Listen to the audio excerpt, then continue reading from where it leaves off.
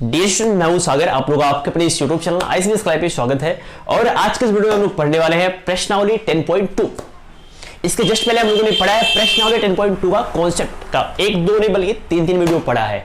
और प्रश्नावली 10.2 को लगाने से पहले मैंने कॉन्सेप्ट का एक वीडियो और बना दिया था, यानी बीजगणित के कॉन्सेप्ट वेक्टर के कॉन्सेप्ट के हो गए हैं कुल 4 वीडियो। तो अगर आपने 4 वीडियो को नहीं देखा है तो पहले आप जाओ 4 वीडियो को देखो, क्योंकि उन 4 वीडियो को देखने के बाद आपके लिए जो प्रश्नावली 10.2 है वो हो जाएगा बहुत ही आसान।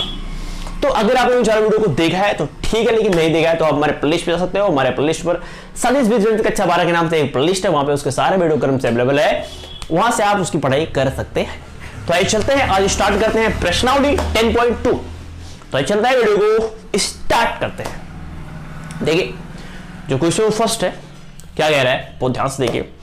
कह रहा है निम्नलिखित सदिशों के परिमाण का परिकलन करो। तो मैंने आपको कॉन्सेप्ट वाले वीडियो में बताया था कि कोई सदिश दिया हो तो कैसे आप परिमाण को फाइंड करोगे, ठीक है। तो इसमें 3 क्वेश्चन है, ए बी सी, हमको निकालना है परिमाण। तो मैं एक क्वेश्चन को लेता हूं, आपको फटाफट समझा देता हूं परिमाण कैसे निकालते हैं। तो हम ले लेते हैं क्वेश्चन नंबर सी। देखो मैंने सी को ले लिया है, हमको यहां पे निकालना है परिमाण। तो परिमाण निकालने के लिए सिंपली क्या करते हैं, ये जो ऊपर वेक्टर लगा होता है वेक्टर को हटा देते हैं, या तो क्या करते हैं इसी पे मोड लगा देते हैं। फिर रूट में क्या होता है, ये जो पहला घटक है इसका स्क्वायर 1/√3 का स्क्वायर, ये जो दूसरा घटक है इसका स्क्वायर 1/3 रूट में क्या स्क्वायर, और ये जो तीसरा घटक है उसका स्क्वायर 1/√3 का स्क्वायर। यहां पे जो तीनों घटक होते हैं, तीनों घटकों का क्या करते हैं स्क्वायर करके उनको जोड़ के उनका वर्गमूल निकाल देते हैं। चलो सी वेक्टर मोड में रूट में देखो, इसका जब वर्ग करोगे तो 1 का वर्ग 1 आएगा, रूट में 3 का वर्ग करोगे तो 3 आएगा। वैसे इसका भी हो जाएगा 1/3 और इसका भी हो जाएगा 1/3। ये हो जाएगा वेक्टर सी मोड में। और ये देखो एलसीएम लोगे तो 3 आएगा, ऊपर भी 3 होगा, 3 से 3 कट के 1 हो जाएगा। और सी वेक्टर मोड में बराबर 1, यानी परिमाण क्या आ गया, परिमाण आ गया 1 आ गया, ठीक है। इट मींस ये जो वेक्टर है वो एक एकांक वेक्टर है, क्योंकि ऐसा वेक्टर जिसका परिमाण 1 होता है उसको बोलते हैं क्या, एकांक वेक्टर, ठीक है। तो इस तरह हम लोगों ने क्वेश्चन पहला देख लिया, और पहले में ये भी इसी जितने भी क्वेश्चन आप उसको बहुत आराम से लगा सकते हो, ठीक है। चलो अब हम बात करते हैं क्वेश्चन नंबर 2 की। ये क्वेश्चन नंबर 2 क्या कह रहा है, तो देखो क्वेश्चन नंबर 2 कह रहा है समान परिमाण वाले 2 विभिन्न सदिश लिखिए। देखो 2 हमको सदिश लिखना है जिनके परिमाण क्या होने चाहिए, सेम होने चाहिए। देखो परिमाण सेम है, अगर दिशा भी सेम होगी तो उसको बोलते हैं समान वेक्टर। लेकिन हमको यहां पे क्या करना है, हमको 2 वेक्टर ऐसे लिखने हैं, 2 सदिश लिखने हैं जिनके परिमाण क्या हो, समान समान हो। तो आ जाओ, मैं क्या करता हूं, एक वेक्टर लिख देता हूं कि एक वेक्टर ये बराबर लिख देता हूं 2i cap plus 3j cap और प्लस मान लो 8k कैप, ठीक। तो इसका परिमाण निकालोगे तो परिमाण निकालने के लिए सिंपली क्या करेंगे, इसका वर्ग करेंगे, इसका वर्ग करेंगे, इसका वर्ग करेंगे और वर्ग के जोड़ करके वर्गमूल निकाल देंगे, जो भी आएगा वो हो जाएगा उसका परिमाण, ठीक है। अब एक वेक्टर और लिखना है जिसका परिमाण इसी के सेम हो। तो सिंपली यहां पर करना क्या है, देखो ये है वेक्टर b बराबर, अगर हमको एक और वेक्टर फाइंड करना है जिसका परिमाण इसके सेम हो तो कुछ नहीं करना है, ये 2 3 8 है उसको वैसे ही रहने देना है, बस उसका क्रम चेंज कर देना है, ठीक है। देखो जैसे मान लो यहां पे 2 है तो ये 3 कर सकते हो, 3i कैप कर सकते हो, और मान लो यहां पर 3 है तो 8 को लिख सकते हो 8j कैप, और यहां पे क्या है 8, तो यहां पर कर सकते हो 2k कैप। देखो यहां पर 2 है, यहां पर 3 है, यहां पर 8 है, यहां पर भी 2 8 3 होना चाहिए, ठीक है। लेकिन जो पहले वेक्टर में दिक अनुपात है, जैसे यहां पर पहले वेक्टर में 2 3 8 दिक अनुपात है, तो दूसरे वेक्टर में भी 2 8 3 होना चाहिए, बशर्ते उनका क्रम इधर उधर हो सकता है, कोई फर्क नहीं पड़ता उससे, ठीक है। अब यहां से ये जो वेक्टर ये है, अगर आप इसका परिमाण निकालोगे तो जो उसका परिमाण आएगा वही, अगर आप वेक्टर बी का परिमाण निकालोगे तो उसका भी परिमाण वही आएगा। क्यों आएगा, क्योंकि देखो यहां पर 2 है तो यहां भी 2 है, यहां पर 3 है तो यहां भी 3 है, यहां पर 8 है तो यहां भी 8 है, तो परिमाण निकालोगे तो परिमाण क्या आएगा, सेम सेम आएगा, ठीक है। तो इस तरह हम लोगों ने क्वेश्चन नंबर 2 भी देख लिया। अब चलते हैं, बात करते हैं क्वेश्चन नंबर 3 की।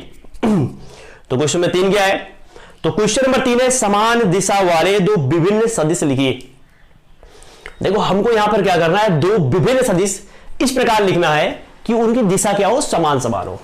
देखो हम लोग जानते हैं, मैंने आपको बताया कि परिमाण सेम सेम होने के लिए परिमाण निकाल सकते हो, ये चीज क्या होनी चाहिए, सेम परिमाण सेम सेम होने के लिए ये जो दिक अनुपात है वही दिक अनुपात इसमें भी होना चाहिए, बस क्रम उल्टा पुल्टा है, कोई दिक्कत नहीं है।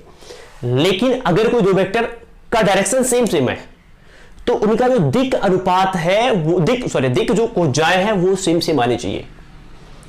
ठीक है, अगर चाहते हो कि दो वेक्टर क्या हो, दो वेक्टर की दिशाएं सेम सेम हो, तो उनकी जो दिक कोजाएं हैं, दिक कोसाइन है, वो क्या होना चाहिए, सेम सेम आना चाहिए। यानी cos alpha cos beta cos gamma का मान दोनों वेक्टरों का सेम सेम रहेगा, तो कहेंगे दिशा क्या है, सेम सेम है। या एल एम एन का मान क्या होगा, सेम सेम होगा, तो कहेंगे दिशा सेम सेम है।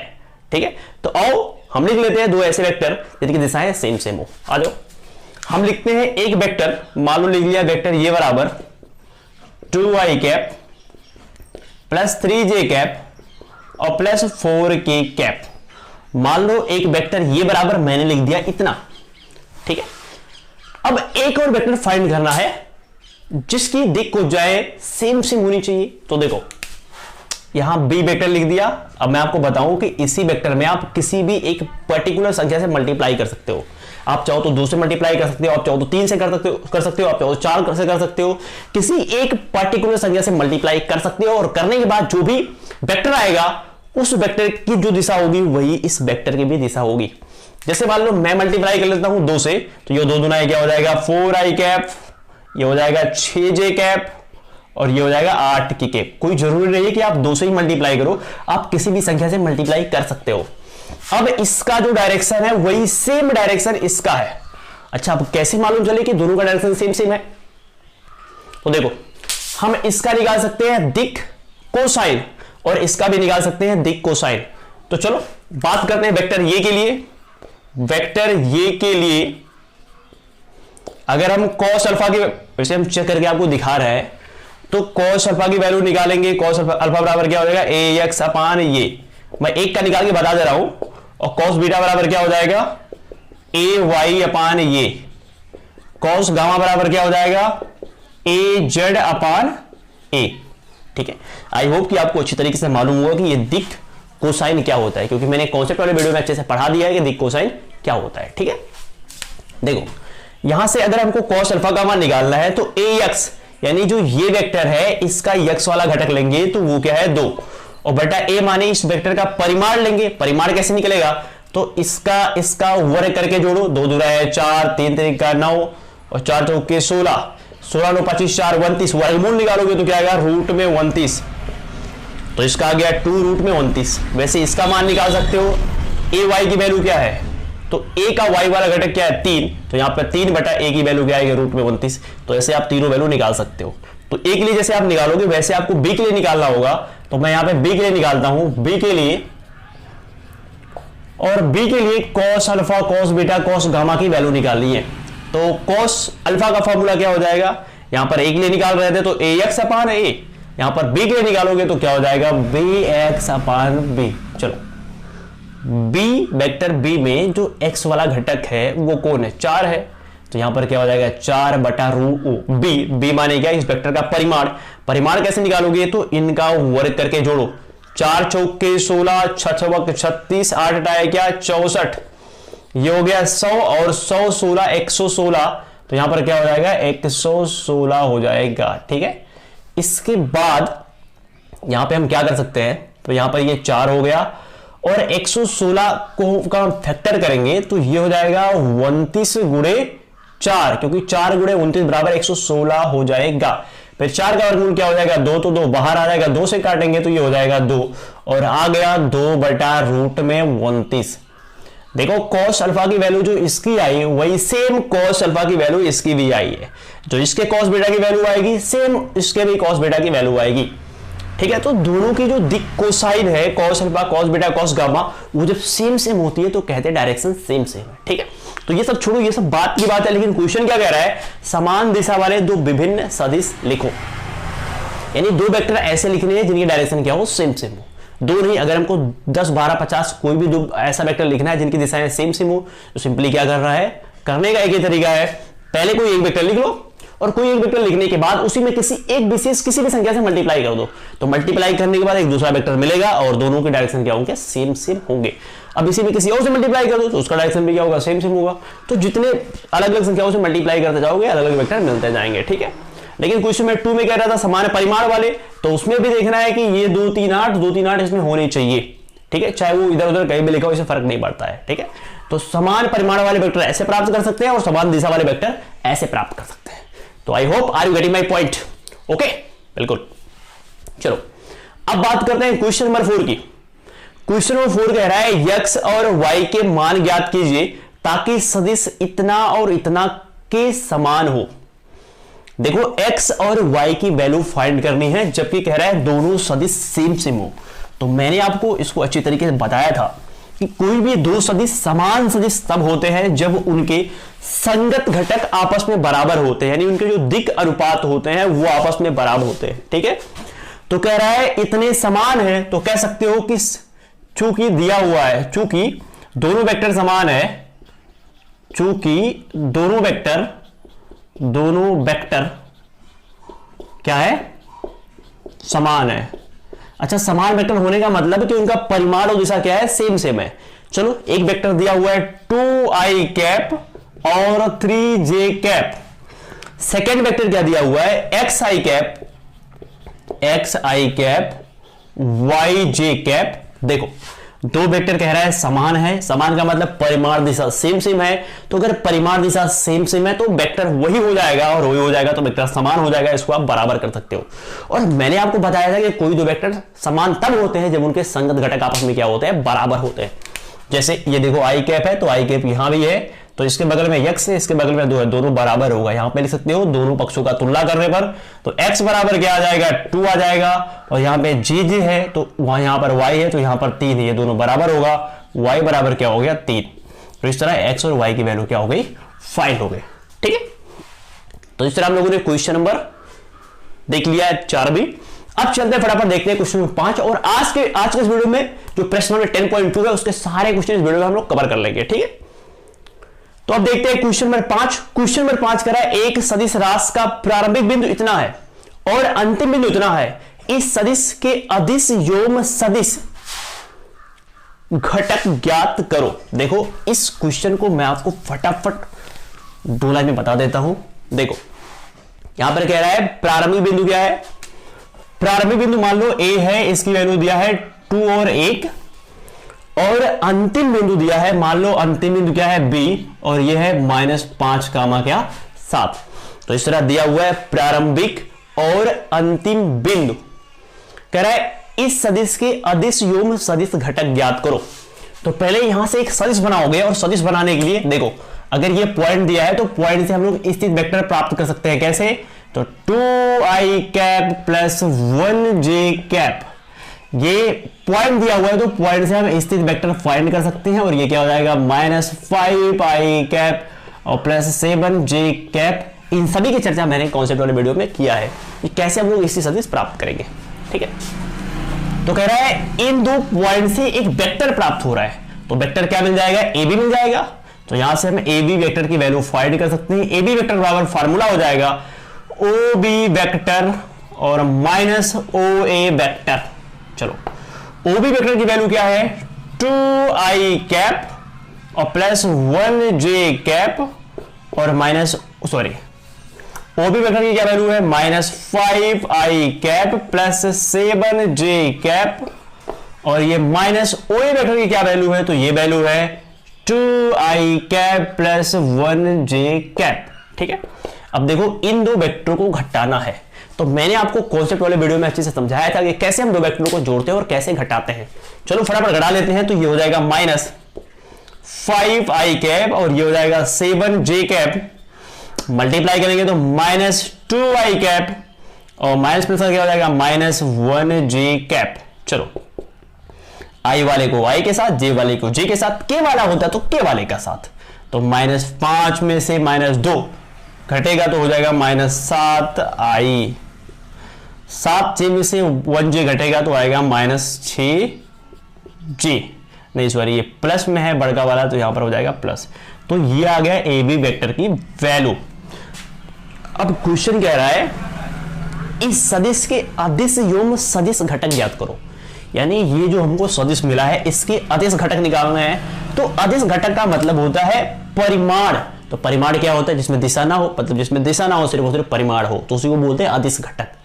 तो अदिश घटक अगर हमको फाइंड करना है तो ये जो घटक है ना, जिसको बोलते हैं दिक् अनुपात, यही दिक अनुपात ही उसके अदिश घटक है। तो अदिश घटक क्या हो जाएगा -7 और क्या हो जाएगा 6।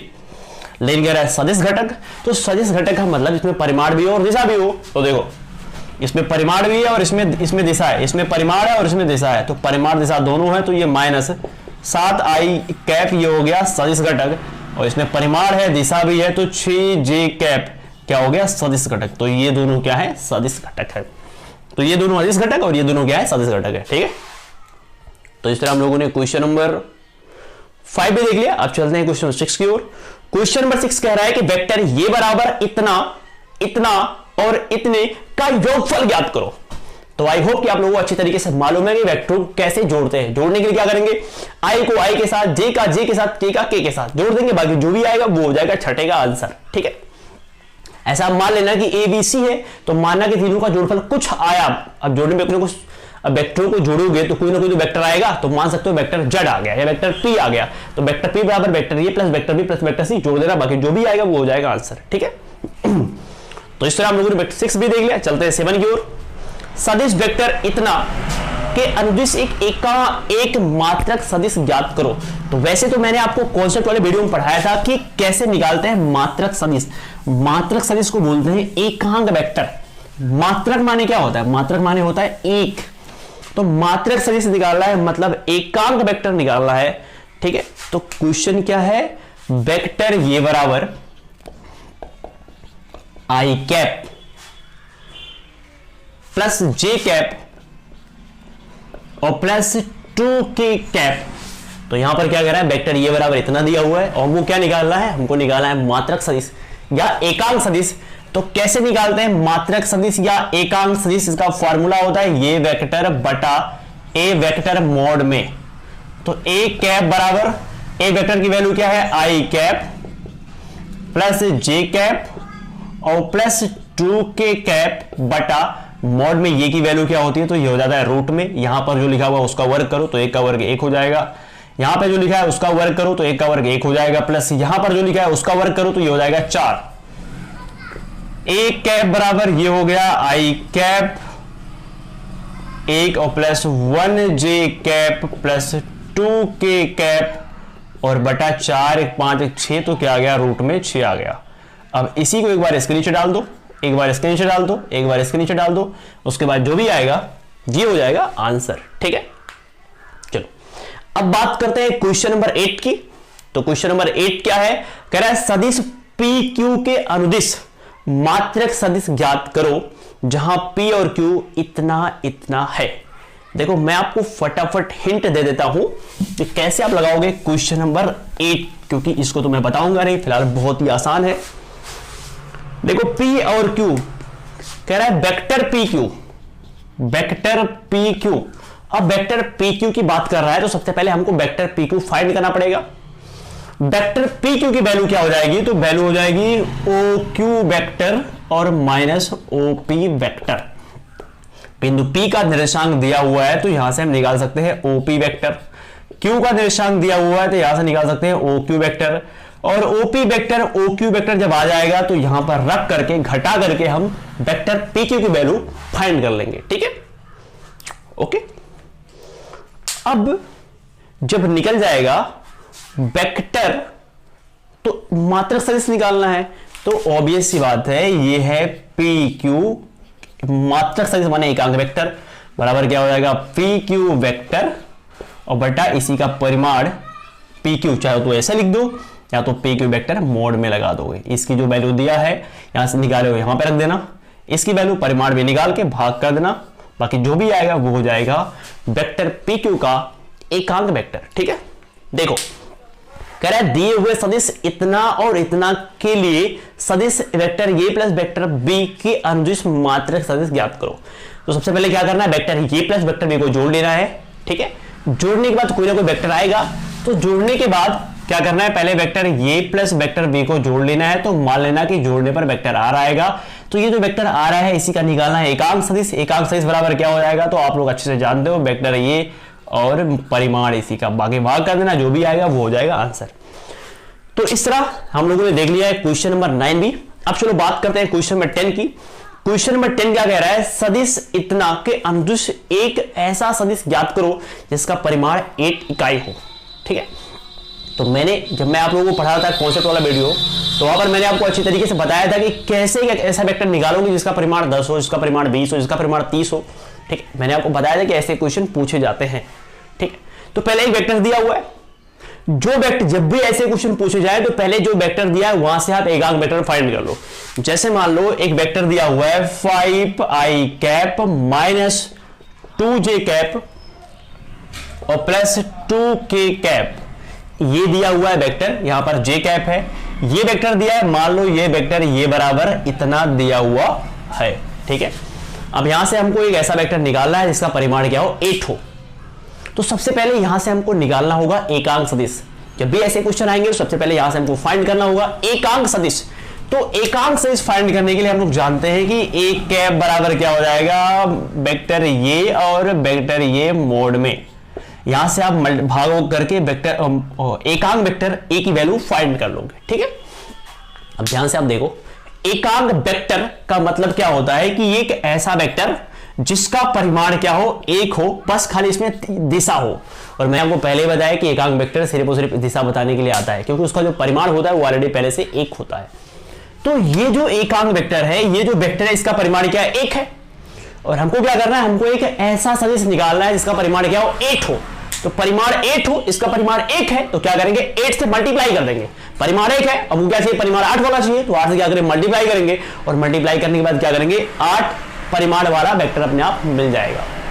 तो एकांक वेक्टर ये कैप की वैल्यू जो भी आएगी 8 से मल्टीप्लाई कर देंगे तो 8 इधर हो जाएगा और 8 इधर वाला भी हो जाएगा, और 8 से मल्टीप्लाई करेंगे तो जो भी आएगा वो एक ऐसा वेक्टर होगा जिसका परिमाण क्या होगा, 8 होगा। ठीक है, तो इस तरह हम लोगों ने क्वेश्चन नंबर 10 भी देख लिया। चलो अब बात करते हैं क्वेश्चन नंबर 11 की। 11 कह रहा है दर्शाइए कि सदिश इतना इतना संरेख है। तो मैंने आपको बताया था कोई भी दो वेक्टर संरेख तब होता है जब उनके संगत घटकों का अनुपात आपस में बराबर होता है। जैसे क्वेश्चन नंबर अगर हम 11 की बात करें तो एक है 2i cap minus 3j cap और प्लस 4k कैप, ये मान लो वेक्टर ये बराबर दिया हुआ है और वेक्टर b बराबर क्या दिया है, तो वेक्टर b बराबर दिया है minus 4i cap plus 6j cap minus 3k cap. हमको बताना है कि ये दोनों वेक्टर परस्पर संरेख है। तो संरेख होने के लिए क्या होता है, तो कह सकते हो इसका इसका अनुपात, इसका इसका अनुपात, इसका इसका अनुपात बराबर होना चाहिए। तो कह सकते हो वेक्टर a तथा वेक्टर b का संगत अनुपात, चलो निकालो संगत अनुपात, तो ये क्या हो जाएगा 2 बटा ये -4 और बराबर करो, देखो बराबर होना चाहिए, ये है -3 बटा क्या, ये है 6, ये के वाला है तो ये है 4 बटा क्या, ये है -3। ठीक है, यही क्वेश्चन है ना, क्वेश्चन है 2 3 4 4 6 8, सॉरी यहां पर 3 नहीं है, यहां पर 8 है, तो यहां पर क्या हो जाएगा, यहां पर 8 हो जाएगा। ठीक है, अब ये बराबर करो, देखो बराबर आ रहा है, तो ये काटोगे, एक बटा -2, एक बटा -2, एक बटा 2 आएगा, तो कह सकते हो ये बराबर ऐसे ऐसे काट सकते हो, तो कह सकते हो -1 बटा 2 बराबर -1 बटा 2 और -1 बटा क्या आएगा 2। तो कह सकते हो कि वेक्टर ये और वेक्टर बी के संगत दिक् अनुपात आपस में बराबर है, इसीलिए जो क्वेश्चन नंबर 12 है, जो क्वेश्चन नंबर 11 है वो क्या है, संरेख है। संरेख तभी होगा जब उसके संगत घटक के अनुपात आपस में बराबर होंगे। या मैंने आपको एक चीज और बताया था कि जब अगर आप किसी भी वेक्टर में, जैसे मान लो एक वेक्टर ये है, अगर आप इसमें किसी संख्या से मल्टीप्लाई कर रहे हो, या मान लो कोई वेक्टर b है और इसमें आप किसी भी संख्या से मल्टीप्लाई कर रहे हो, तो आपको कोई ना कोई वेक्टर मिल जाएगा। तो ऐसे कंडीशन में भी दोनों क्या होंगे, संरेख होंगे। अब देखो ये वेक्टर ये है और वेक्टर ये में देख लो आप -2 से मल्टीप्लाई किया गया है, इस संख्या में -2 से मल्टीप्लाई करके इस वेक्टर को प्राप्त किया गया है, तो ये दोनों क्या होंगे, संरेख होंगे। और मैंने आपको अभी जस्ट बताया क्वेश्चन नंबर 2 या 3 में कि अगर किसी वेक्टर में आप किसी पर्टिकुलर संख्या से मल्टीप्लाई करते हो तो आपको जो वेक्टर मिलेगा दोनों का डायरेक्शन क्या होगा, सेम होगा। तो यानी दोनों का डायरेक्शन भी क्या होगा, सेम होगा। तो यहां पर देखो दो चीजें क्लियर हो रही हैं कि अगर किसी वेक्टर में किसी संख्या से मल्टीप्लाई कर रहे हो तो जो वेक्टर मिलेगा वो संरेख भी होगा और उनकी दिशाएं भी सेम सेम होंगी। अर्थात हम लोग जानते भी है संरेख की दिशाएं आपस में क्या होती है, सेम सेम होती है। अगर कोई दो वेक्टर संरेख है तो क्या होता है, उनकी दिशाएं परस्पर समांतर होती है, दिशाएं क्या होती है, परस्पर सेम होती है। ठीक है, तो किसी भी वेक्टर में किसी भी पर्टिकुलर संख्या से मल्टीप्लाई करने पर क्या होता है, जो एक नया वेक्टर मिलता है वो पहले वाले वेक्टर का संरेख होता है और दोनों की दिशाएं क्या होती हैं, सेम सेम होती है। चलो क्वेश्चन नंबर 11 भी हो गया। अब बात करते हैं क्वेश्चन नंबर 12 की। तो क्वेश्चन नंबर 12 कह रहा है सदिश इतने की दिक् कोसाइन ज्ञात करो। तो आई होप कि आपको अच्छी तरीके से मालूम है कि दिक् कोसाइन कैसे फाइंड कर सकते हैं, उसको आप फाइंड कर लीजिएगा। और अब हम लोग चलते हैं इसी के साथ क्वेश्चन नंबर 13 पे। क्वेश्चन नंबर 13 क्या है, बिंदु ए बराबर इतना बी बराबर इतना को मिलाने वाले ए से बी की तरफ दिष्ट सदिश की दिक् कोसाइन ज्ञात करो। तो मैंने आपको इस टाइप के क्वेश्चन बता दिए हैं पहले से। अगर ए का क्या दिया है, निर्देशांक, तो यहां से आप निकाल सकते हो ओ ए वेक्टर। अगर बी का निर्देशांक दिया है तो यहां से आप निकाल सकते हो ओ बी वेक्टर। ठीक है, इसके बाद को मिलाने वाले ए से बी की तरफ लाइट तो गई, देखो यार लाइट तो चली गई है। ठीक है, और ये बगल में पर्दा लगा हुआ था, पर्दा को मैंने हटाया है, बाहर से कुछ लाइट आ रही है तो उसी लाइट के सारे मैं आप लोगों को पढ़ा रहा हूं। ठीक है, तो आइए देखते हैं, देख लेते हैं। हाँ, तो हम ओ वेक्टर फाइंड कर सकते हैं, ओ बी वेक्टर फाइंड कर सकते हैं और इसके बाद फिर क्या कह रहा है, दिष्ट सदिश की दिक् कोसाइन ज्ञात करो। तो ए से बी की ओर की बात कर रहा है, तो यानी ए बी वेक्टर फाइंड करना है, क्योंकि ए से बी की ओर है, उसकी वैल्यू क्या आएगी, O B vector minus O ए वेक्टर। ओ बी वेक्टर की वैल्यू यहां से निकाले हो यहां पे रख देना, ओ ए की वैल्यू निकाले हो यहां पे रख देना, घटा देना, बाकी जो भी आएगा वो हो जाएगा ए बी वेक्टर। ठीक है, और जब ए बी वेक्टर की वैल्यू निकल जाएगी तो फिर उस वेक्टर का निकाल देना है हमको दिक् कोसाइन। ठीक है, तो कैसे निकालोगे, तो बहुत सिंपल है। कॉस अल्फा की वैल्यू आप कैसे निकालोगे, तो निकालने के लिए पहले ए बी का एक्स वाला घटक, तो कहोगे ए बी का एक्स वाला घटक और बटा क्या, जो ए बी आया है वो ए बी का परिमाण। फिर बीटा निकालने के लिए ए बी का वाई वाला घटक बटा ए बी का परिमाण। तो इस तरह आप उसकी दिक् कोसाइन इट मींस दिक् कोज्या आप आसानी से फाइंड कर सकते हो। ठीक है, तो इस तरह हम लोगों ने क्वेश्चन नंबर 13 भी देख लिया। और अब चलते हैं क्वेश्चन नंबर 14 की ओर। क्वेश्चन नंबर 14 कह रहा है दर्शाइए कि सदिश इतना अक्षों एक्स वाई जेड के साथ बराबर झुका हुआ है। देखो मैं आपको बता दूं कि जो हम निकालते हैं दिक् कोसाइन वो क्या होता है, एक्चुअली में कोई भी वेक्टर एक्स अक्ष वाई अक्ष और जेड अक्ष के साथ बना हुआ कोण होता है, वही cos alpha cos beta cos gamma. और वही कोण कह रहा है झुका हुआ है, तो झुका हुआ है मतलब कोण की बात कर रहा है। ठीक है, तो एक काम करना है ना, इसके लिए cos alpha cos beta cos gamma की वैल्यू आप निकाल देना है। पहले क्या करना है, देखो एक वेक्टर दिया हुआ है तो इस वेक्टर का cos alpha cos beta cos gamma की वैल्यू निकाल देना है। अब देखो मान लो कॉस अल्फा की आपने वैल्यू निकाल ली, आ गया 5, तो यहां से अल्फा की वैल्यू निकाल सकते हो, तो ये हो जाएगा कॉस इनवर्स 5, और बहुत आराम से निकाल सकते हो क्योंकि आपने प्रतित्रिकोणमितीय फलन पढ़ा है और मैंने उसको पढ़ा दिया है। फिर कॉस बीटा की वैल्यू आप निकाल दोगे, मान लो ये भी 5 आया तो बीटा बराबर क्या हो जाएगा, कॉस इनवर्स 5। तो इस तरह कॉ अल्फा और बीटा और गामा अगर तीनों की वैल्यू सेम सेम आई तो कहोगे अतः ये जो दिया हुआ वेक्टर है वो एक्स वाई जेड के साथ अक्षों के साथ समान झुका हुआ है। ठीक है, तो इस तरह हम लोग क्वेश्चन नंबर 14 भी लगा लोगे आप लोग। अब बात करते हैं हम लोग क्वेश्चन 15 की। क्वेश्चन 15 क्या कह रहा है, बिंदु P बराबर इतना Q बराबर इतना। देखो ये अंतः विभाजन और बाह्य विभाजन की बात कर रहा है, और अंतः विभाजन और बाह्य विभाजन की जब बात आएगी तो इसके लिए हम लोग लगाएंगे फॉर्मूला, जिसको मैंने आपको कौन से पहले वीडियो में अच्छे से प्रूव करा दिया था। देखो बिंदु P, यहां बिंदु P कह रहा है, इसका मतलब वेक्टर P बराबर, और वेक्टर P बराबर क्या है, तो वेक्टर P बराबर है आई कैप प्लस 2j कैप और माइनस k कैप, और बिंदु Q बराबर यानी Q वेक्टर बराबर क्या है, तो Q वेक्टर बराबर है माइनस आई कैप और प्लस j कैप और प्लस k कैप। देखो ये दो बिंदु है, और जो बिंदु है मैंने आपको बताया कि अगर आपको निकालना है, जब कहेगा अंतः विभाजन और बाह्य विभाजन का, तो वहां पर कोई वेक्टर एक्चुअली में नहीं होता, वो होता है स्थित सदिश, वो मूल बिंदु के सापेक्ष लिया जाता है, तो हो जाएगा OP वेक्टर OQ वेक्टर। ठीक है, इसके बाद कह रहा है कि मिलाने वाली रेखा को 2:1 में विभाजित कर रहा है। तो 2:1 माने क्या, 2:1 यानी यम1 या यम अनुपात यानी कि जो वैल्यू है वो 2:1 है। चलो ठीक है, एक बार कह रहा है अंतः विभाजन कह रहा है, एक बार बाह्य विभाजन कर रहा है। तो r का स्थिर सदिश ज्ञात करो। तो मान लो अगर बात करते हैं हम लोग अंतः विभाजन की, अंतः विभाजन की, तो देखो r की निकालनी है स्थिर सदिश। देखो यहां पर दो बिंदु है, एक बिंदु P है, एक बिंदु क्या है Q है, और बिंदु P और Q के बीच में एक बिंदु क्या है R है। तो इस R की निकालनी है स्थिर सदिश जो कि 2:1 में बट रहा है। तो ये बिंदु P है, तो यहां पे मान लो O है, O, तो ये OP वेक्टर की वैल्यू दिया है, यहां पर OQ वेक्टर की वैल्यू दिया है, इसकी वैल्यू दिया है, वेक्टर OR की वैल्यू निकालनी है। तो कैसे निकालोगे, इस एक का गुणा इसमें करोगे, तो एक गुणे क्या, ये वाला माने OP वेक्टर, फिर अंतः विभाजन की बात हो रहा है तो प्लस रहेगा, फिर दो गुणे ये वाला वेक्टर, दो गुणे ये वेक्टर माने OQ वेक्टर, तो OQ वेक्टर और बटा यम1 प्लस n, सॉरी यम प्लस n, तो ये क्या हो जाएगा 2+1। OP वेक्टर की जो वैल्यू दिया उसमें 1 से मल्टीप्लाई कर देना, OQ वेक्टर की जो वैल्यू दिया उसमें 2 से मल्टीप्लाई कर देना, और इसको जोड़ के बाकी भाग कर देना, और जो भी आएगा वो हो जाएगा वेक्टर R की स्थिर सदिश यानी OR वेक्टर की वैल्यू। ठीक है, अब इसी में एक और क्वेश्चन कह रहा है कि बाह्य विभाजन कर रहा है, ठीक है, तब निकालो स्थिर सदिश। तो हम लोग जानते हैं बाह्य विभाजन में क्या होता है, सेम फार्मूला यही होता है, सब कुछ यही होता है, बस जहां पे प्लस होता है वहां पे क्या कर देते हैं, माइनस कर देते हैं। ठीक है, तो इस तरह आप क्वेश्चन 15 को भी लगा लोगे।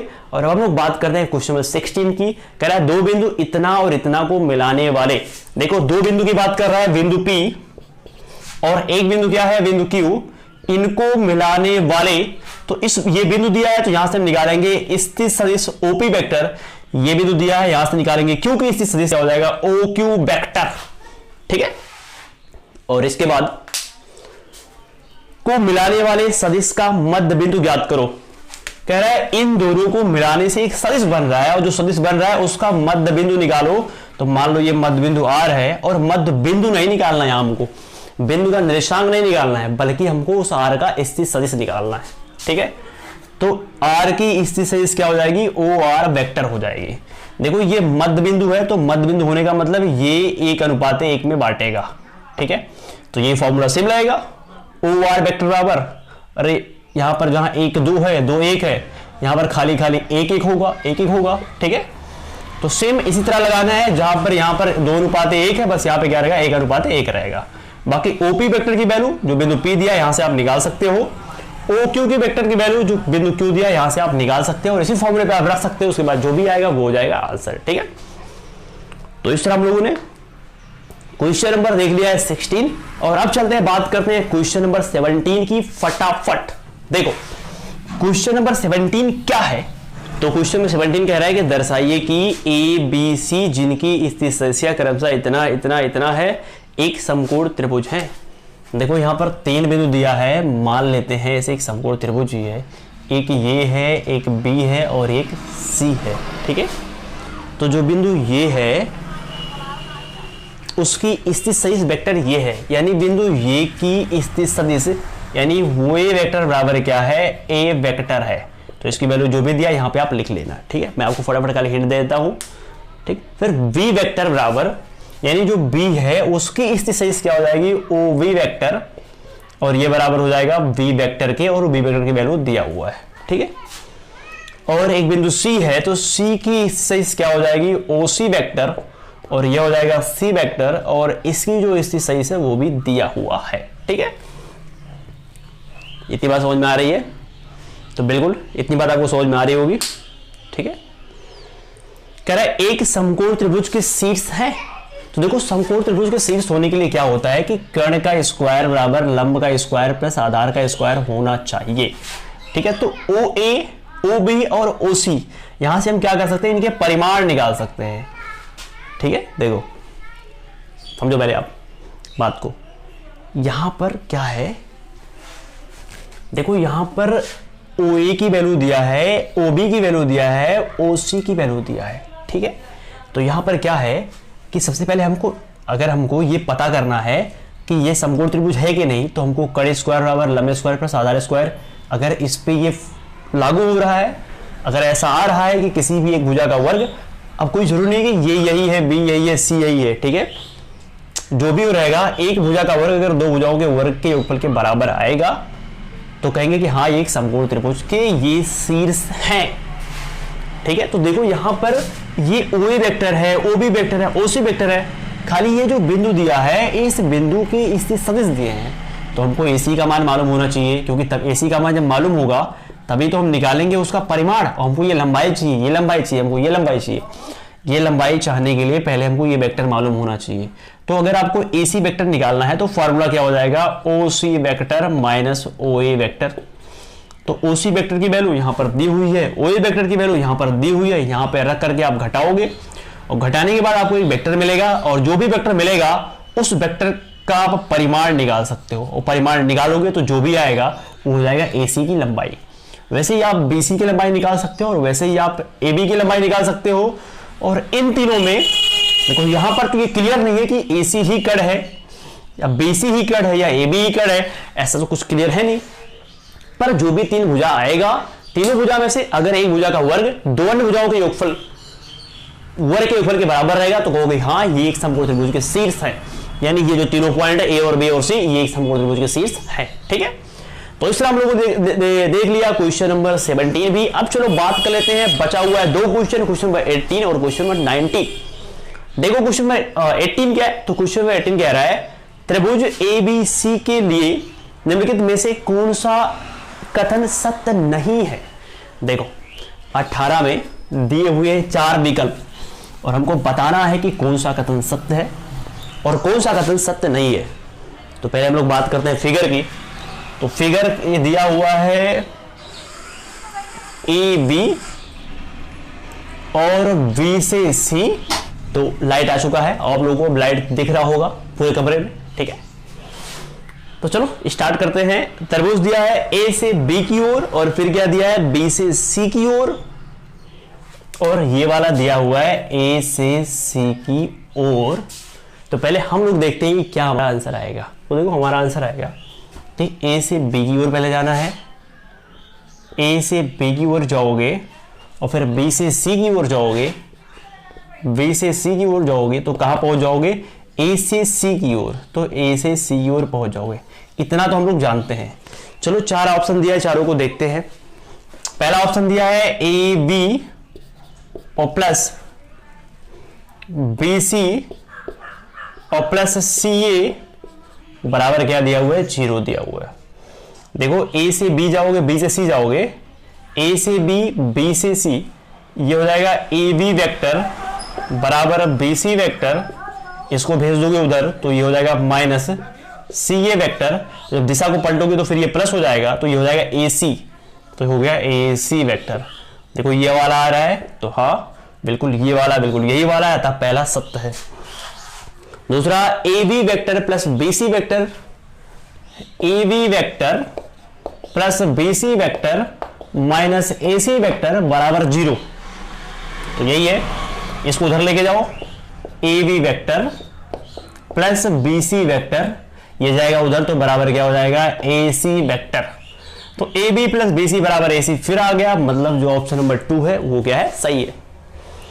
अब बात करते हैं क्वेश्चन नंबर C की। तो क्वेश्चन नंबर C है AB vector plus BC vector और माइनस CA वेक्टर बराबर 0। AB vector plus BC vector इसको भेजेंगे उधर तो बराबर CA वेक्टर। देखो A से B जाओगे, B से C जाओगे तो AC पहुंचोगे, CA नहीं पहुंचोगे, तो ये गलत है, ठीक है। बाकी चौथा भी देख लेते हैं। चौथा कह रहा है AB vector minus CB vector और प्लस CA वेक्टर बराबर 0। देखो प्लस वाले को रहने देते या एक काम करते, इसकी दिशा को पलट देते हैं, तो ये हो जाएगा AB वेक्टर, क्योंकि AB से BC जाना है तो BC के लिए दिशा पलटोगे तो ये हो जाएगा प्लस, ये हो गया BC वेक्टर, और ये उधर भेजोगे तो माइनस में हो जाएगा, दिशा पलटोगे तो हो जाएगा AC वेक्टर। देखो ये वाला भी बिल्कुल यही आ रहा है, मतलब ये क्या है, पूरी तरीके से सही है। तो जो क्वेश्चन नंबर 18 था उसमें जो ऑप्शन नंबर सी है वो गलत है, बाकी जो तीनों और ऑप्शन है वो सही है। ठीक है, और अब हम लोग बात करते हैं क्वेश्चन नंबर 19 की। तो क्वेश्चन 19 क्या कह रहा है? कह रहा है यदि वेक्टर ए और वेक्टर बी दो संरेख सदिश हैं तो निम्नलिखित में से कौन सा कथन सत्य नहीं है। देखो इसमें दो वेक्टर दिया हुआ है, वेक्टर ए और वेक्टर बी, और क्या कह रहा है? कह रहा है ये संरेख नहीं है। देखो वेक्टर ए और वेक्टर बी कह रहा है कि ये संरेख नहीं है। तो संरेख नहीं है तो कह रहा है बताओ कौन सा सत्य है।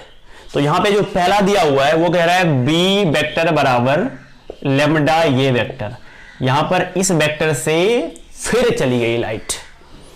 चलो कोई बात नहीं है। देखो यहां पर ये वेक्टर में लेमडा से गुणा करके एक वेक्टर बी वेक्टर मिल रहा है। तो मैंने आपको बताया था कि किसी वेक्टर में आप किसी संख्या से मल्टीप्लाई करके कोई वेक्टर पाओगे तो क्या हो जाएगा? सदिश राशि हो जाएगा, वो संरेख हो जाएगा। तो पहला संरेख है। फिर दूसरा कह रहा है वेक्टर ये बराबर प्लस माइनस बी वेक्टर। देखो वेक्टर ये बराबर प्लस माइनस बी वेक्टर, तो यहां पर जो वेक्टर बी है इसमें प्लस माइनस से गुणा किया गया है तो फिर एक वेक्टर मिला है। तो अब ऐसी बात है, मैंने आपको बताया कि किसी भी वेक्टर में किसी से आप मल्टीप्लाई करोगे तो जो वेक्टर मिलेगा वो संरेख होगा। तो ये भी क्या है? संरेख है।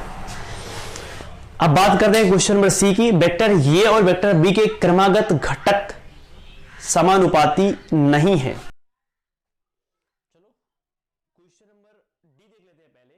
दोनों सदिश ए और बी की दिशाएं समान है परंतु परिमाण विभिन्न है। तो इस तरह हम लोगों ने पढ़ लिया है प्रश्नावली 10.2 को अच्छी तरीके से। तो बताओ ये वीडियो आपको कैसे लगी? अपने कमेंट बॉक्स में कमेंट कर जरूर बताओ। ठीक है, और अब हम लोग फिर मिलते हैं प्रश्नावली 10.3 के कॉन्सेप्ट के साथ। वैसे मुझे नहीं लगता है कि उसमें बहुत ज्यादा कॉन्सेप्ट है। ठीक है, तो अगर कॉन्सेप्ट बहुत ज्यादा नहीं होगा तो प्रश्नावली 10.7 के साथ मिलेंगे, उसमें कॉन्सेप्ट और उस प्रश्नावली को फटाफट उसको क्लियर कर देंगे। अब इधर जितनी भी प्रश्नावली है मैं पूरा प्रयास करूंगा कि एक ही वीडियो में पूरी प्रश्नावली को खत्म करने का प्रयास किया जाए। ठीक है, तो फिर मिलते हैं हम लोग आगे की प्रश्नावली के साथ। तब तक के लिए आप लोग अपनी पढ़ाई में खूब मेहनत करते रहो।